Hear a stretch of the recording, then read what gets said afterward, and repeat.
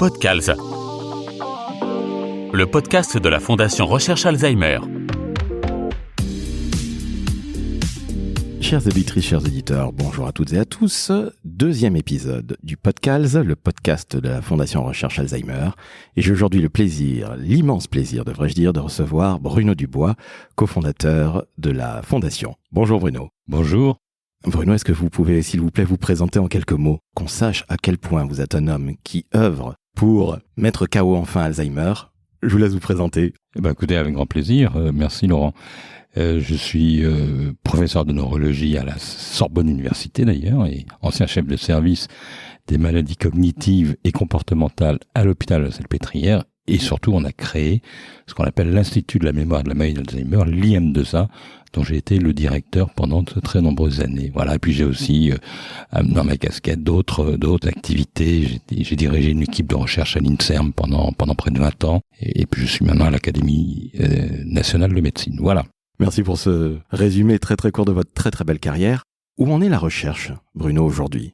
Elle a beaucoup progressé ces dernières années. On connaît maintenant les lésions de la maladie. Vous savez qu'il y a deux lésions, les lésions dites amyloïdes et les lésions tau.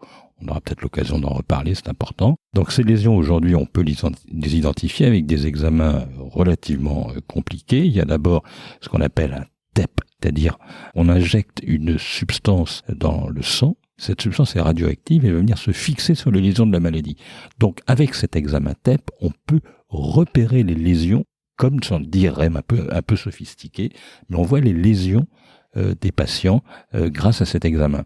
Alors c'est un examen qui est onéreux, c'est un examen de recherche. On n'a pas le droit de l'utiliser dans la pratique clinique.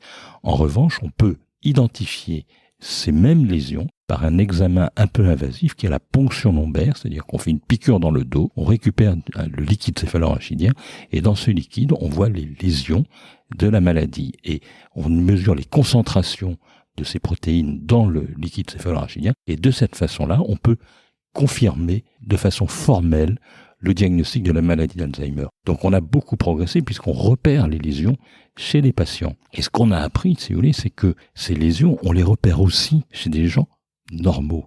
Qu'est-ce que ça veut dire ? Mais ça veut dire qu'en réalité, les lésions de la maladie apparaissent avant les premiers symptômes.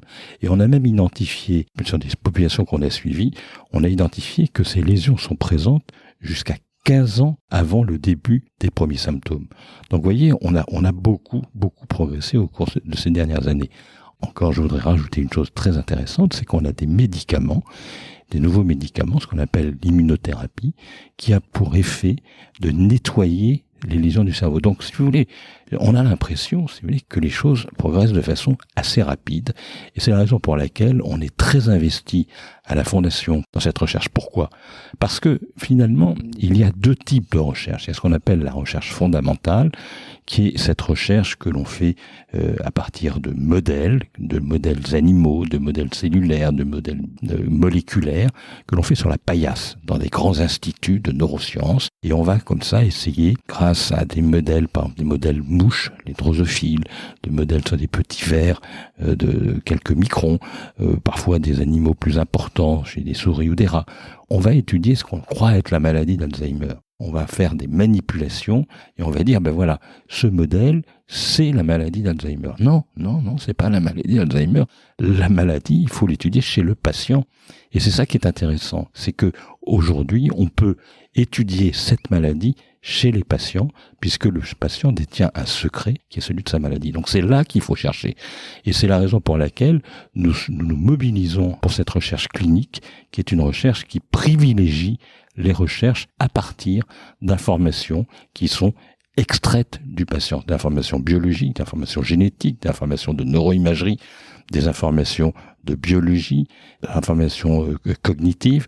Mais tout ça, c'est là qu'il faut trouver le secret de la maladie. Et c'est pour ça que nous avons créé avec Olivier de la Doucette, il y a maintenant une quinzaine d'années, même plus, une vingtaine d'années, nous avons créé cette fondation car nous voulions un système de financement de la recherche clinique.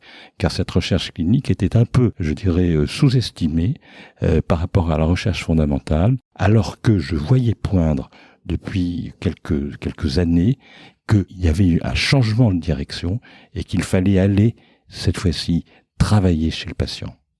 Donc des choses beaucoup plus concrètes, si je puis m'exprimer ainsi, qu'on comprenne mieux comment ça se passait, qu'on ne parle plus de ces fameuses démences Alzheimer et qu'on parle de la maladie d'Alzheimer. Aujourd'hui, j'ai l'impression qu'on peut avoir beaucoup d'espoir à ce que vous dites, Bruno. Alors, Laurent, vous avez raison, on peut avoir beaucoup d'espoir. Alors, je vais revenir sur le point que vous avez soulevé, qui est celui de la démence sénile, et de vous expliquer, parce que parfois les gens ne comprennent pas très bien ce qu'est cette maladie d'Alzheimer. La maladie d'Alzheimer a été décrite par Alzheimer en 1906, et il l'a décrite chez une malade qui avait 52 ans. Et donc, dans la littérature médicale, la maladie décrite par Alzheimer est une maladie particulière qui touchait des gens très jeunes, de moins de 65 ans, on appelait ça la démence présénile. Et donc c'était une maladie extrêmement rare, parce que quand même, c'est pas très fréquent d'avoir une maladie à 50 ans. Et puis on s'est rendu compte qu'il y avait finalement, chez des gens âgés, une maladie qui était comparable en termes de symptômes, en termes de lésions qu'il y avait dans le cerveau, en termes de déficit biochimique, et même sur le plan de la neuroimagerie. Donc, en 1970, un chercheur a dit, mais finalement, on a une maladie rare qui est la maladie d'Alzheimer, on a une maladie très fréquente qui est la démence sénile, mais c'est la même chose. Et donc, rassemblons les deux sous le même vocable. Ce qui fait qu'aujourd'hui, on appelle maladie d'Alzheimer et la forme classique, je dirais jeune, décrite par la maladie d'Alzheimer, et la forme très habituelle que l'on voit chez les gens à partir d'un certain âge. Mais tout ça, c'est la même maladie. Donc, il ne faut pas que les gens soient étonnés lorsqu'on parle, par exemple, chez un parent, de maladie d'Alzheimer. Cette démence sénile, c'est la maladie d'Alzheimer.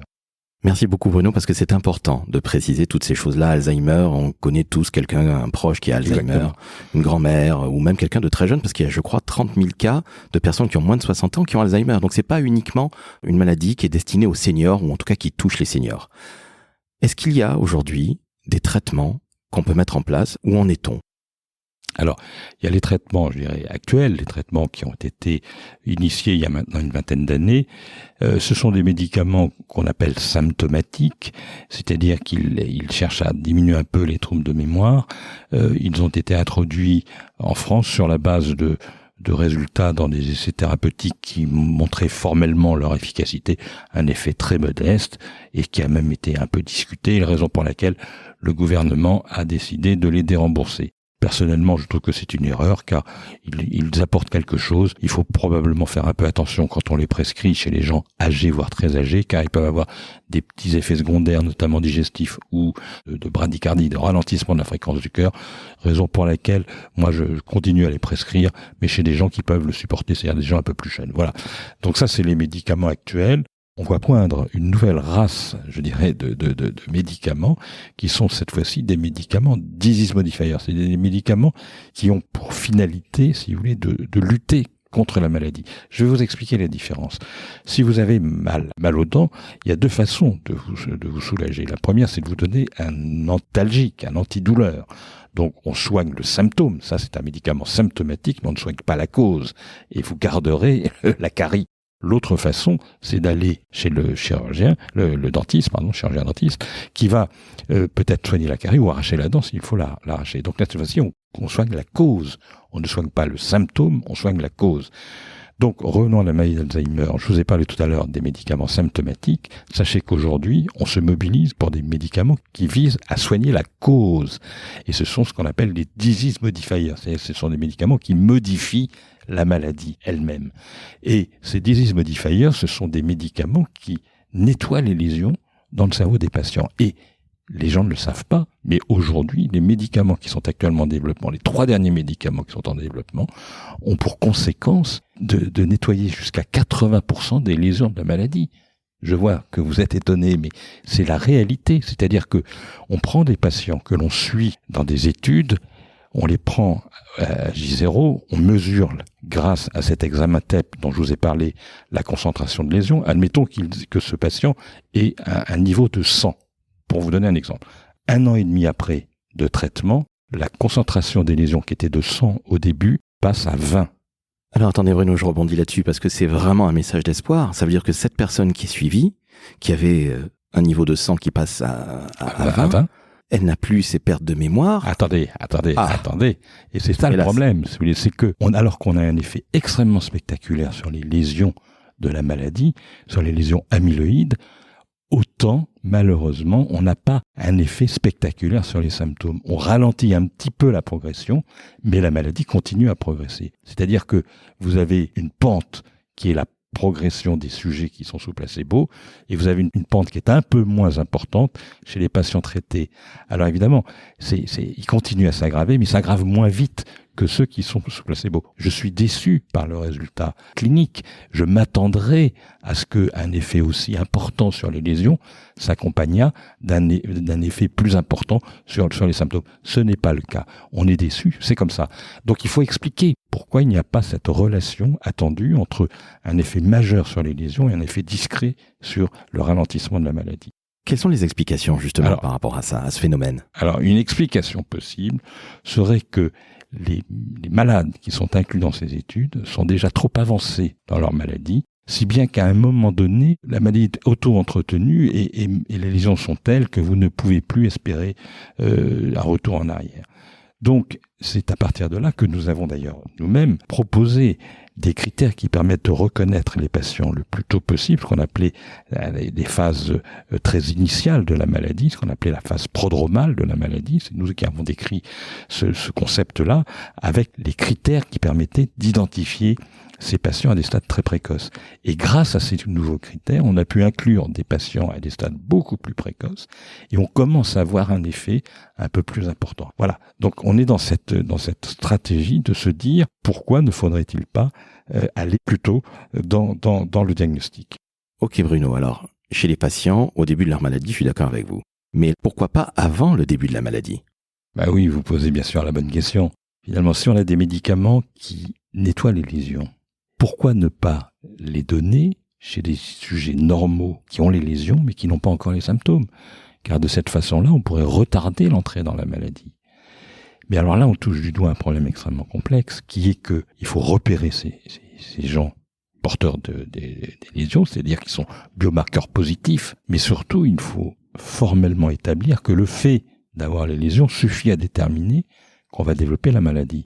Or, nous avons montré, grâce à la Fondation Recherche Alzheimer, en suivant des patients âgés normaux qui avaient des lésions, que tous n'ont pas évolué vers une maladie d'Alzheimer après 7 ans d'observation et de suivi.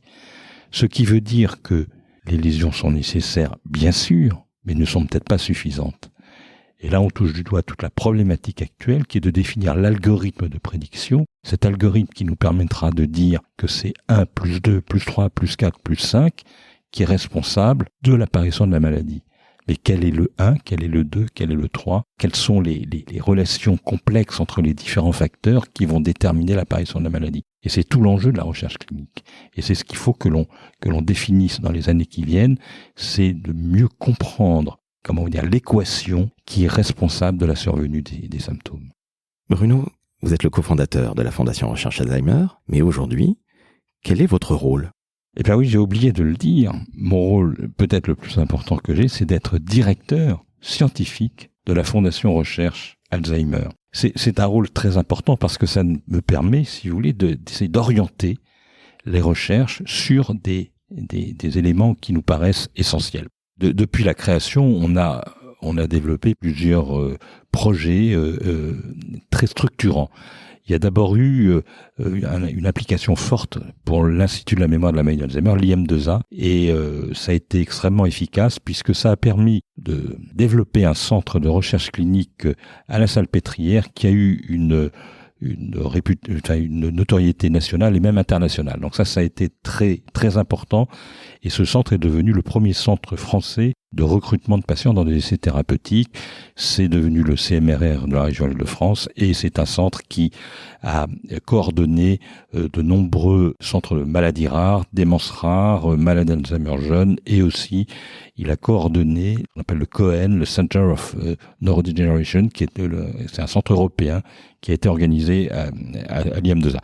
La deuxième chose qu'on a faite et qui, je crois, est très très importante, c'est que nous avons créé un jury international de très haut niveau. C'est-à-dire qu'on a pris vraiment les meilleurs experts dans le domaine de la recherche et de la clinique, car nous voulions qu'il n'y ait pas de conflit d'intérêts et que ces chercheurs indépendants européens puissent juger en toute indépendance les projets qui étaient déposés par des chercheurs français. Et nous estimions qu'il était préférable d'avoir un jury international de haute notoriété plutôt qu'un jury français, parce qu'il y a forcément, comme vous pouvez l'imaginer, des conflits d'intérêts, et donc ça nous mettait à l'aise par rapport à cela. Ce jury se réunit une fois par an et il juge et il évalue les projets qui sont déposés par des équipes françaises. Donc ça a lieu généralement au mois de juin. La troisième chose qu'on a faite, ce jury a permis de créer un grand prix européen de la recherche sur la maladie d'Alzheimer. Et ça, c'est un grand plaisir parce que ça permet d'honorer un chercheur européen. Et je dois dire qu'on a une liste de grands prix qui est absolument exceptionnelle puisqu'on choisit le meilleur. Et donc la fondation, si vous voulez, s'honore en remettant ce grand prix européen à des chercheurs qui sont ravis, et je le sais, parce que souvent ils me demandent c'est comment on fait pour candidater, etc. On sent qu'il y a une vraie excitation autour de ce grand prix européen, on en est très content. La quatrième chose que l'on fait, c'est qu'on soutient des projets structurants. On a par exemple aidé très fortement l'équipe de neurogénétique de Lille, on aide aussi l'équipe de Montpellier, on a bien sûr aidé à la structuration d'une équipe de recherche de biomarqueurs à la Salpêtrière en faisant venir un chercheur allemand qui était très célèbre, et puis plus récemment on a pu faire venir un visiting professeur suédois qui est un grand spécialiste des biomarqueurs et qui va venir à la Salpêtrière. Vous voyez, on a des actions comme ça très structurantes. Pour nous, c'est extrêmement satisfaisant de se dire que petit à petit, grâce à ces actions, eh bien, je dirais, le niveau de la recherche clinique au niveau international s'élève et la réputation, je dirais, de certains centres français on a tiré un grand profit. La Fondation Recherche Alzheimer finance aussi du matériel de pointe. Oui, vous avez raison, et c'est très important.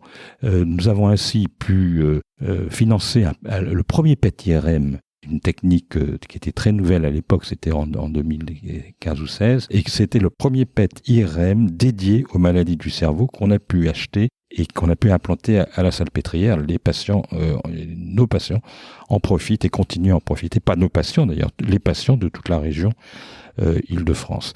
La deuxième chose aussi, par exemple, vous voyez, on vient d'acheter ce qu'on appelle une Super Simoa, c'est-à-dire c'est une machine extrêmement sophistiquée qui permet de faire des dosages de substances, notamment dans le sang, à des concentrations tellement fines, tellement minimes, qu'il faut des examens ultra sensibles pour pouvoir les repérer. Et ça, on vient d'équiper le centre de l'ICM de cet appareil. Bruno, j'ai une dernière question qui est très très très personnelle. Pourquoi vous êtes-vous investi dans la recherche sur Alzheimer ? Alors c'est un peu une longue histoire parce que c'est une histoire familiale qui remonte à 6 générations, on est compte. Oui, tout à fait. Il y a même une thèse qui a été écrite à ce sujet-là. Il se trouve que mon père était neuropsychiatre, mon grand-père était lui-même neuropsychiatre, élève de Babinski, qui est un célèbre neurologue. Son père était médecin généraliste, avait monté une clinique psychiatrique dans les Charentes, et son père était aussi au départ un vétérinaire qui avait fait une thèse de médecine à Paris. Donc pour vous dire qu'on a toujours été dans la famille très intéressé par les relations entre cerveau et comportement, sous l'angle psychiatrique aussi, mais sous l'angle neurologique. Et il y a toujours un peu cette idée d'être à la frontière et de dire que ce sont les maladies du cerveau qui produisent les meilleurs modèles de la pathologie psychiatrique. Et tout naturellement, je suis venu à la Salpêtrière faire mes études. Probablement, je pense que l'idée était au départ que je devienne psychiatre, et finalement je me suis intéressé à la neurologie comportementale pour justement mieux comprendre les bases neuronales des dysfonctionnements psychologiques et psychiatriques. Merci beaucoup Bruno, c'était absolument passionnant. Merci Laurent. Alors chères auditrices, chers auditeurs, vous avez bien compris que la Fondation Recherche Alzheimer a besoin de votre soutien. Alors vous pouvez suivre la Fondation sur ses réseaux sociaux, vous pouvez également aller sur le site alzheimer-recherche.org, et enfin, vous pouvez envoyer don, D-O-N, par SMS au 92 922. Ce sont 5 € pour la recherche contre Alzheimer. Ensemble, mettons Alzheimer KO, et merci encore Bruno.